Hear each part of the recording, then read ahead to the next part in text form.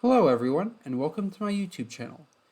Thank you everyone who subscribed to my channel. It means a lot that I hit 100 subscribers. Today I'm going to be showing you how to make another snowflake using 25 lines of code in Tinkercad's code blocks. If you'd like to check out our previous videos where we made a snowflake using 10 lines, 14 lines, or 20 lines of codes, a link to the playlist will be on screen now and in the video description. That being said, let's get right into making this. The first thing that we'll do is we'll create a new code blocks design. And once we load in, we'll change the name of the snowflake to be something that's easier to find in the future.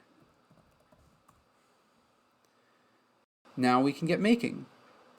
First of all, we'll go to the blue Shapes tab and we'll scroll down until we find a polygon, which we'll drag in. After that, we'll go to the purple Modify tab and we'll drag in a rotate command. We're going to rotate around the Z axis and we're going to rotate by 30 degrees. After that, we'll drag in a scale X, Y, and Z command and we're going to set the X value to 2 and the Y value to 2. This is going to double the size of our polygon on the X and Y axes. We'll also change the Z to be 0.1. This will make the height of our polygon much smaller.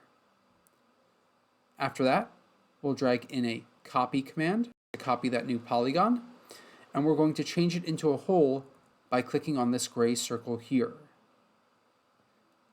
After that, we'll drag in another scale X, Y, Z command, and we'll set the X to be 0.9 and the Y to be 0.9. Then drag in a create group command. Next up, we'll go back to our blue Shapes tab and we'll scroll down until we find the yellow star. We'll go ahead and drag one in and we'll click on this little arrow and adjust some of the parameters we find. The first thing that we're going to do is change the number of sides of our star from 5 to 6. We'll set the radius of our star to be 18.5. The inner radius we will change to be 0.6, and the height of our star will be 2. After we do that, we'll go and drag another star in. This one will change into a hole by clicking on that little gray circle.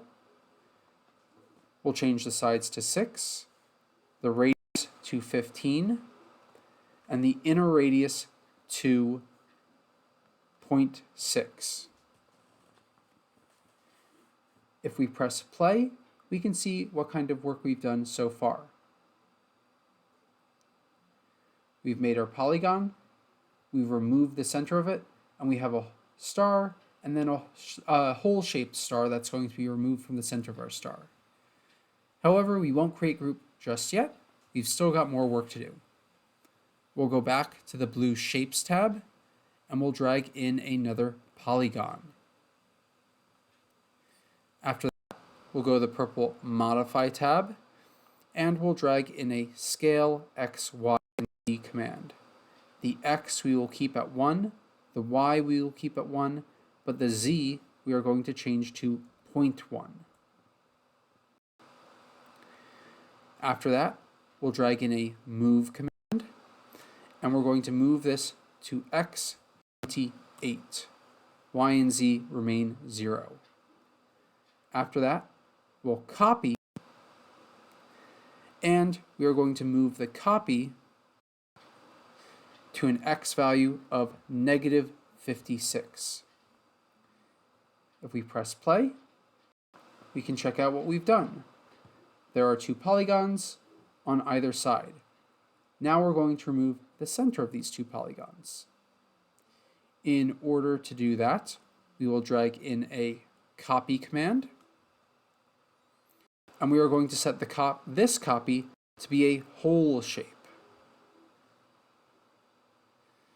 We'll then drag in a scale X, Y, and Z command, and we are going to set the X to be 0.8 and the Y to be 0.8 so that our copy is slightly smaller in the X and Y dimensions. After that, we'll drag in another copy command.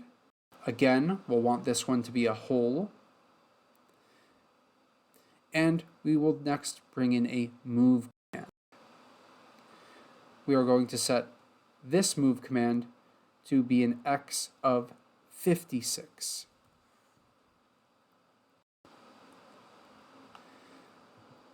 Next, we'll go back to the blue Shapes tab and we'll drag in a box.